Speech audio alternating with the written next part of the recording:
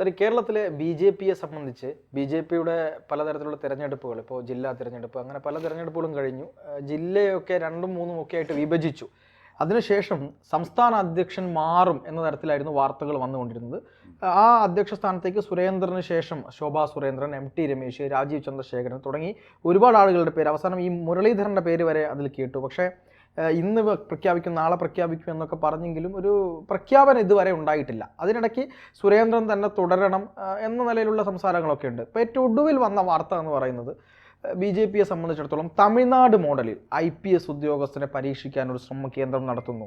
Jacob Thomas IPSനെ ബി.ജെ.പിയുടെ സംസ്ഥാന അധ്യക്ഷനായി കൊണ്ടുവരാനുള്ള ചില നീക്കങ്ങൾ കേന്ദ്രത്തിൻ്റെ ഭാഗത്തുനിന്നും അമിത്ഷായുടെ ഭാഗത്തുനിന്നൊക്കെ ഉണ്ടാകുന്നു എന്നാണ് ഇപ്പോൾ പുറത്തു വരുന്ന വാർത്ത. ഇത് എത്രത്തോളം സഹായകരമായിരിക്കും കേരളത്തിലെ ബി.ജെ.പിക്ക്?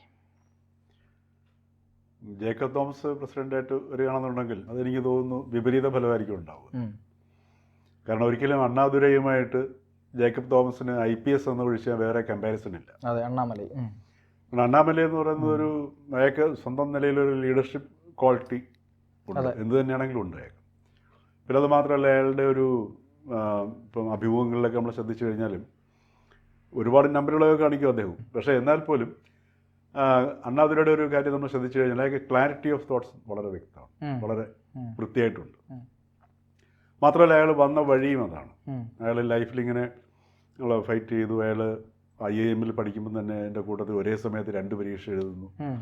അപ്പോൾ അങ്ങനെ അയാളുടെ ഒരു ഒരു സ്ട്രഗിളിലൂടെ അതല്ലെങ്കിൽ വളരെ പോസിറ്റീവായിട്ടുള്ളൊരു പേഴ്സണാലിറ്റിയാണ് അണ്ണാമലൈ. അപ്പോൾ അത് അയാളുടെ സംഭാഷണങ്ങളിലൊക്കെ നമുക്ക് കാണാൻ പറ്റും.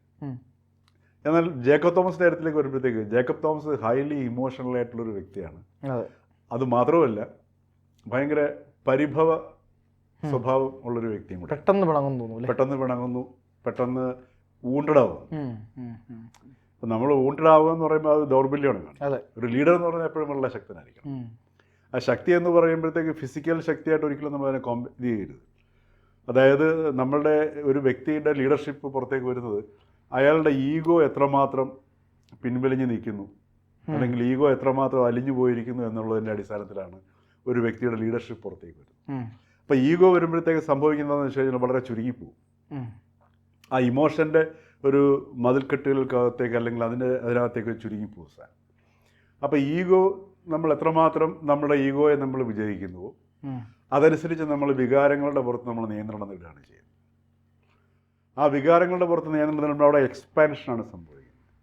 അപ്പോൾ ഒരു ലീഡർ എന്ന് പറഞ്ഞാൽ എക്സ്പാൻഷൻ സംഭവിച്ച ഒരു വ്യക്തിയായിരിക്കും. അപ്പോൾ നമ്മൾ ഏത് നല്ല ലീഡേഴ്സിനെ എടുത്ത് നോക്കിക്കഴിഞ്ഞാലും ആ ഒരു എക്സ്പാൻഷൻ്റെ ഫാക്ടർ നമുക്ക് കാണാൻ പറ്റും. അപ്പോൾ ഉദാഹരണം ഏറ്റവും ക്ലാസിക്കലായി നമ്മുടെ മുമ്പിൽ ഇപ്പോൾ ഗാന്ധിജി തന്നെയാണ് ഉദാഹരണം. മനസ്സിലല്ലേ? അദ്ദേഹത്തിൻ്റെ ഈഗോ, അദ്ദേഹത്തിൻ്റെ ശാരീരിക നഗ്നതയിൽ പോലും അദ്ദേഹം അത് കളയാൻ ശ്രമിച്ചതിൻ്റെ പരീക്ഷണങ്ങൾ നമ്മുടെ മുമ്പിൽ കിടപ്പുണ്ട്. തീർച്ചയായിട്ടും. അപ്പോൾ അവിടെയാണ് ആ ഒരു അദ്ദേഹത്തിൻ്റെ വിജയം വരുന്നത് സാധനം. അപ്പോൾ ഇതിൻ്റെ ഈ ഏറ്റക്കുറച്ചിലനുസരിച്ചിട്ടാണ് ഓരോ ലീഡേഴ്സിൻ്റെയും ഈ ക്വാളിറ്റി നമുക്ക് മനസ്സിലാക്കാൻ കഴിയുക. ജേക്കബ് തോമസിനെ സംബന്ധിച്ചിട്ട് ജേക്കബ് തോമസ് വളരെയധികം പേഴ്സണലായിട്ടുള്ള, അതേപോലെ തന്നെ ജേക്കബ് തോമസിൻ്റെ ഒരു പെർസ്പെക്റ്റീവ് എന്ന് പറയുന്നത് അദ്ദേഹം ഈ IPSനൊക്കെ അല്ലെങ്കിൽ സിവിൽ സർവീസിന് പഠിച്ചതുപോലെ ഓരോരോ ഫാക്ട്സ്, ഫിഗേഴ്സ് ഇങ്ങനെയൊക്കെ വെച്ചിട്ട് ഇങ്ങനെ ഐക്യരാഷ്ട്രസഭയുടെ ചില കണക്കുകൾ വെച്ച് അവതരിപ്പിക്കുന്നു. ഇങ്ങനെയൊക്കെയുള്ള ഒരുപാട് സംഗതികൾ.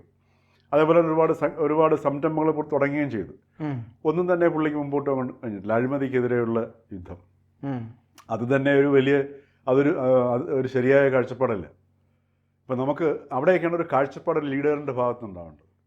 ഒരിക്കലും ചികിത്സയിലൂടെ നമുക്ക് ആരോഗ്യത്തെ സൃഷ്ടിക്കാൻ പറ്റത്തില്ല, രോഗത്തെ മാറ്റാം.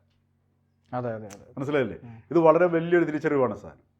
ഇപ്പോൾ നമ്മൾ ഈ വിദേശ അല്ലെങ്കിൽ മറ്റേ ഈ 2ാം ലോക മഹായുദ്ധത്തിന് ശേഷം ഉണ്ടായ അമേരിക്കയുടെ നേതൃത്വത്തിലുണ്ടായ ഒരു കമ്പോള വികസനത്തിൻ്റെ ഭാഗമായിട്ട് നമ്മളിലേക്ക് അടിച്ചേൽപ്പിക്കും. നമുക്കൊക്കെ പെട്ടെന്ന് പരിഹാരം നമുക്ക് ബോധ്യമാകണം, ആശയതലത്തിൽ പെട്ടെന്ന് പരിഹാരം ബോധ്യമാകണം. എന്നാൽ അത് പരിഹരിക്കണമെന്നില്ല. മനസ്സിലായില്ലേ? ഇത് പ്രയോഗിച്ചിട്ടാണ് യഥാർത്ഥത്തിൽ ഈ നമ്മളുടെ ഇപ്പം ഈ ഡെവലപ്പിംഗ് രാജ്യങ്ങളിലാണെങ്കിലും അണ്ടർ ഡെവലപ്ഡ് രാജ്യങ്ങളിലാണെങ്കിലും ഒക്കെ അമേരിക്ക കമ്പോളത്തെ സൃഷ്ടിച്ചുകൊണ്ടിരുന്നത്. നമുക്ക് പെട്ടെന്ന് സ്വീകാര്യമായ ഒന്നിനെ ഇങ്ങോട്ട് തരും.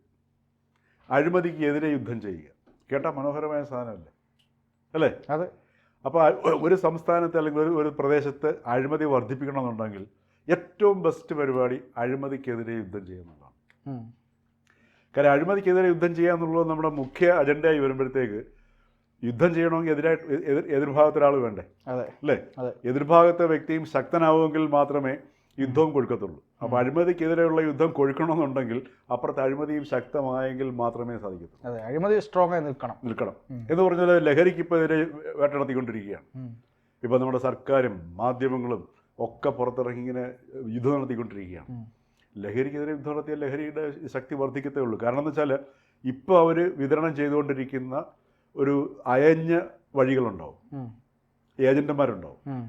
അപ്പോൾ ഇതൊക്കെ അങ്ങോട്ട് മാറ്റിയിട്ട് പിടിക്കപ്പെടാത്ത രീതിയിൽ കൂടുതൽ ശക്തമായ കോൺഡ്യൂട്ട്സ്, വിതരണ ശൃംഖല അവരൊരുക്കും.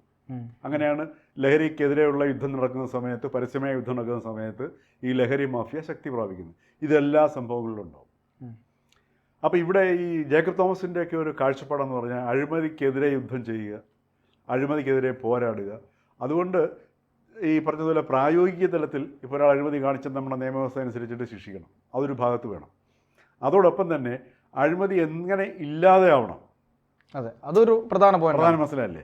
അപ്പോൾ അവിടെയാണ് ഉദാഹരണത്തിന് രോഗം എങ്ങനെ ഇല്ലാതെയാകണം എന്നുള്ള ബോധ്യത്തിൽ നിന്നായിരിക്കണം നമ്മൾ ജീവിക്കേണ്ടത്, അല്ലേ? അപ്പോൾ ആരോഗ്യപരമായിട്ട് ജീവിച്ചെങ്കിൽ മാത്രമേ രോഗം മാറി നിൽക്കത്തുള്ളൂ. രോഗം വരുന്ന സമയത്ത് ചികിത്സിക്കുക. അത് ഏറ്റവും കൂടുതൽ മൾട്ടി സ്പെഷ്യാലിറ്റി ഹോസ്പിറ്റലുള്ള സ്ഥലമല്ല ഏറ്റവും നല്ല ആരോഗ്യമുള്ളത് എന്ന് നമ്മൾ മനസ്സിലാക്കണം. സംശയത്തിന്റെ കാര്യം നമ്മൾ കൂടുതൽ ആശുപത്രികൾ വേണമെന്ന് പറയുമ്പോഴത്തേക്ക് പറയുന്നത് ഞങ്ങൾ കൂടുതൽ മാർക്കറ്റ് ഡെവലപ്പ് ചെയ്യാം, ഞങ്ങൾ കൂടുതൽ രോഗികളെ തരാം എന്നാണ് പറയുന്നത്.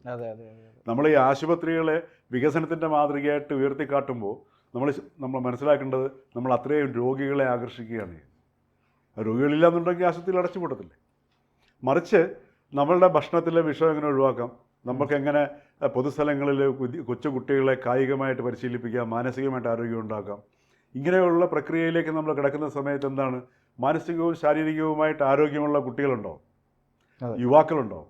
അപ്പോൾ പിന്നെ അത്യാവശ്യം മിനിമം രോഗങ്ങളെ ഉണ്ടാവത്തുള്ളൂ. അപ്പോൾ രോഗം എന്ന് പറയുന്നത്, ചികിത്സ എന്ന് പറയുന്നത് ഒരു മുഖ്യ അജണ്ട അല്ല, അതൊരു ഒരു ഒരു അതിൻ്റെ പാരലായിട്ട് പോകുന്ന നമുക്ക് പ്രായോഗികമായിട്ട് ആവശ്യമുള്ളൊരു സംവിധാനമായി തുടരും. അങ്ങനെ വന്നു കഴിഞ്ഞാൽ മൾട്ടി സ്പെഷ്യാലിറ്റി ഹോസ്പിറ്റലുകൾക്കുള്ള മാർക്കറ്റില്ലാണ്ടാവും, പണിയില്ലാണ്ടാവും. ഇപ്പം ഇതേ തന്ത്രം തന്നെയാണ്. അപ്പം ഈ കാഴ്ചപ്പാട് വളരെ പ്രധാനം, മനസ്സിലല്ലേ? അപ്പം ഈ കാഴ്ചപ്പാട് അല്ല ആര് പിൻപറ്റുന്നത്? Jacob Thomas പിൻപറ്റുന്നത്. അതുകൊണ്ടാണ് ജേക്കബ് തോമസിനെ ഇൻ്റലിജൻസിൻ്റെ ഡയറക്ടറാക്കി ആര്? പിണറായി വിജയൻ. അദ്ദേഹം പ്രായോഗികം, അവിടെ അങ്ങനെയുള്ളവർക്ക് ഈ വൈകാരികമായി പ്രവർത്തിക്കുന്നവർക്ക് പ്രായോഗികതയിലും പാളിച്ചു പറ്റും. അദ്ദേഹം ഇൻ്റലിജൻസ് ഡയറക്ടറായിട്ടിരിക്കുന്ന സമയത്ത് അദ്ദേഹത്തിൻ്റെ ചീഫ് സെക്രട്ടറിയുടെ വീട്ടിൽ അദ്ദേഹം റെയ്ഡ് നടത്തി. അപ്പോൾ ഒരു 2-3 സ്റ്റെപ്പ് മുമ്പോട്ട് ചിന്തിക്കാൻ കഴിയുമായിരുന്നുണ്ടെങ്കിൽ അദ്ദേഹം അത് ചെയ്യത്തില്ലായിരുന്നു.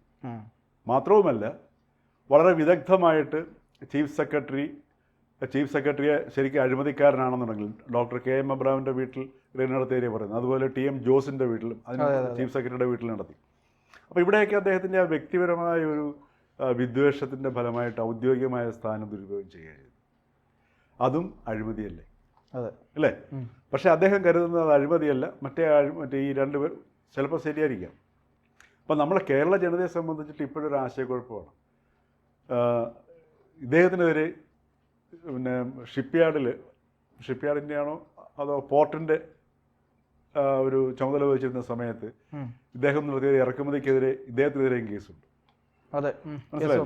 അപ്പം ഇങ്ങനെയുള്ള ഒരു വ്യക്തിയാണ് ജേക്കബ് തോമസ്. ആ കേസ് സുപ്രീം കോടതിയിൽ അദ്ദേഹം നല്ല വ്യക്തിയായിരിക്കും, അദ്ദേഹം പേഴ്സണലായിട്ട് അഴിമതി കാണിക്കത്തില്ലായിരിക്കും, അദ്ദേഹത്തിന് മറ്റു പല ദുശീലങ്ങളോ അങ്ങനെയുള്ള സാധനങ്ങളൊന്നും ഉണ്ടാവില്ല.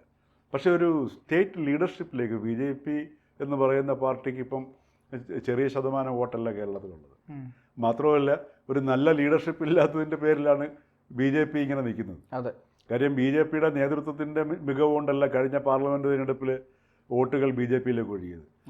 കേരളത്തിലെ ജനങ്ങളുടെ ഇരുമുന്നണിയിലോ അല്ലെങ്കിൽ CPM-നകത്തുള്ള അസംതൃപ്തിയുടെ ഒരു പ്രകടനമായിട്ടോ അല്ലെങ്കിൽ ഇവിടുത്തെ പല പ്രീണന നയങ്ങൾക്കെതിരെയുള്ള ഒരു മാറ്റവും പിന്നെ പൊതുവയിൽ വരുന്ന മാറ്റത്തിൻ്റെ ഭാഗമായിട്ടൊക്കെയാണ് ഇത് ചെയ്തത്. അപ്പോൾ അങ്ങനെയുള്ളൊരു സാഹചര്യത്തിൽ ഇപ്പോൾ ഉദാഹരണത്തിന് K. സുരേന്ദ്രൻ ലീഡർഷിപ്പ്, ആ ലീഡർഷിപ്പും പാലക്കാട് ഉപതെരഞ്ഞെടുപ്പിൽ നമ്മൾ കണ്ടതാണ് അല്ലേ? അവിടെയും അത് പരാജയപ്പെട്ടു. അപ്പോൾ ഇങ്ങനെ ഒരു അധികാരത്തിൽ വരുന്നതിന് മുമ്പ് തന്നെ വളരെ നേതാക്കന്മാരുടെ തമ്മിലടിയും നേതാക്കന്മാരുടെ ഈഗോയും അതേപോലെ തന്നെ ആകർഷണീയമായ ഒരു പ്രതീക്ഷയും ഒരു ഉന്മേഷവും ഒക്കെ നൽകുന്ന ഒരു നേതാവ് BJPക്ക് മുമ്പോട്ട് വയ്ക്കാനില്ലാതെ വരുന്നു. അപ്പോൾ ഈ പറഞ്ഞ പേരുകളിൽ എനിക്ക് തോന്നുന്നത് കുറേയും കൂടെ ഭേദമായിട്ട് എനിക്ക് തോന്നുന്നത് രാജീവ് ചന്ദ്രശേഖറിൻ്റെ പേര് തന്നെയായിരിക്കും എനിക്ക് തോന്നുന്നു സ്ഥാനം. അതുകൊണ്ട് തമിഴ്നാട് അണ്ണാമലൈ മോഡലും ഒരു ജേക്കബ് തോമസ് മോഡലും തമ്മിൽ അവർ രണ്ടുപേരും IPS മാത്രമല്ല, അണ്ണാമലൈ സർവീസിനിടയ്ക്ക് അയാളുടെ പീക്ക് ടൈമിലാണ് ജോലി ഉപേക്ഷിച്ചിട്ട് സിവിൽ സർവീസിൽ നിന്ന് ഇറങ്ങി വന്നത്. അതെ, ശരിയാണത്. മറിച്ച് ഇദ്ദേഹം വളരെയധികം ഹ്യൂമിലേറ്റ് ചെയ്യപ്പെട്ടിട്ടുണ്ടെങ്കിലും അങ്ങനൊരു സാഹസത്തിന് പോലും അദ്ദേഹം മുതിർന്നില്ല. റിട്ടയർമെൻ്റായി അതിനുശേഷവും അദ്ദേഹത്തിൻ്റെ ആനുകൂല്യങ്ങളൊന്നും കിട്ടിയിട്ടില്ല. അദ്ദേഹത്തിനോട് സർക്കാർ ചെയ്യുന്നതൊക്കെ വളരെ മോശം തന്നെയാണ്, അതിനകത്ത് തർക്കമെന്നുള്ള കാര്യമല്ല. അപ്പോൾ അതുകൊണ്ട് അങ്ങനെ ഒരു പാരലൽ എനിക്ക് തോന്നുന്നില്ല കേന്ദ്ര നേതൃത്വം അങ്ങനെ ഒരു സാധനം അവരെടുക്കുമെന്ന് എനിക്ക് തോന്നുന്നു. എല്ലാ വശങ്ങളും അന്വേഷിച്ച് മാത്രമായിരിക്കില്ല ഒരു തീരുമാനം. തീർച്ചയായിട്ടും അത് തന്നെയായിരിക്കും. എന്തായാലും ജേക്കബ് തോമസ് പോലുള്ള ആളുകളെയൊക്കെ വെക്കുന്ന സമയത്ത് അല്ലെങ്കിൽ പരിഗണിക്കുമ്പോൾ കേരളത്തിലെ BJPയുടെ നിലവിലെ അവസ്ഥയും കൂടെ മനസ്സിലാക്കിക്കൊണ്ട് തീരുമാനിക്കട്ടെ എന്ന് മാത്രമേ നമുക്ക് പറയാം.